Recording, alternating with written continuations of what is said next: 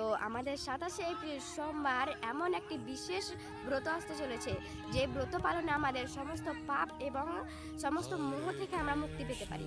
তো কি সেই ব্রত? সেই ব্রতটি হচ্ছে মোহিনী একাদশী ব্রত।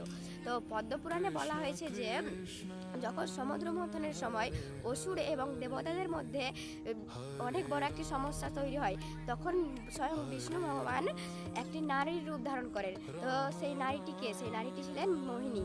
তো তিনি এই মোহিনী নারীর রূপ ধারণ করে অসুরদেরকে বশীভূত করে দেবতাদেরকে এই অমৃতটি পান করিয়েছিলেন। তো যে ব্যক্তি এই মোহিনী একাদশী ব্রত শ্রদ্ধা সহকারে পালন করে, সেই ব্যক্তি সমস্ত পাপ থেকে এবং মোহ থেকে মুক্তি পেতে পারে।